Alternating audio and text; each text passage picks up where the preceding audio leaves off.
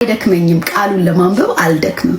የእግዚአብሔር ቃል መዳኛዬ መፈወሻዬ ልጁን መምሰያዬ ሰጥቶኛል። ከዚህ በላይ ምን ይስጠኝ? ከቃሉ ውጪ ምን ይስጠኝ? ያድነኛል። በእኔም ተስፋ እንዳትቆርጡ አንድ ቀን ጌታን እመስላለሁ።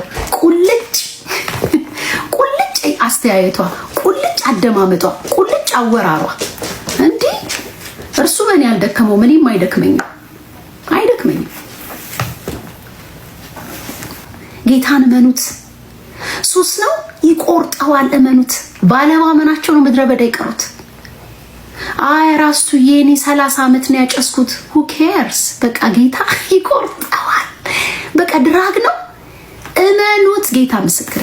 አምናችሁት ወደዚህ ነው፣ ወደዚህ ወደሚያቃጥል ወደሚቆርጥ ወደሚገርዝ ወደዚህ ቃል ሳይሰለቸን ዘፍጥረት ዘጸአት እያልን እናነባዋለን። አንዱ ቀን ላይ የለም እንዳይገኙ ነው።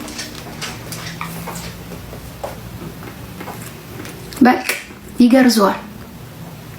ማንኛውም አይነት ነገር ቢሆን ጠላት ተስፋ ቆርጠን እንድንተው ነው የሚፈልገው። ማንበብን እንድንተው እያነበብን ቢኮዝ ይሄው ቃል ነው ውስጣችን መጸጸትን፣ ንስሐን፣ ይቅርታን በውስጣችን የሚፈጥረው ይሄን ነው። እግዚአብሔር ያለ ቃሉ አይሰራም። ከቃሉ በስተጀርባ የሚሰራ አምላክ ነው። ስለዚህ ዝናብና በረዶ ከሰማይ እንደሚወርድ ምድርን እንደሚያረካት ታበቅልና ታፈራ ዘንድ እንደሚያረጋት ዘርንም ለሚዘራ እንጀራንም ለሚበላ እንደሚሰጥ እንጂ በከንቱ እንደማይመለስ ከአፌ የሚወጣው ቃሌ ነው። እንዴት ከቃሉ ርቄ የቱ ጋር ይስራ? በምን ይስራ? ስትለምኑ ራሱ በቃሉ ካልሆነ አይሰራም። እንደ ቃሌ አልለመናችሁም ነው የሚለው። በምንኛ ልለምነው? ጌታ ሆይ እላለሁ። ጌታ ሆይ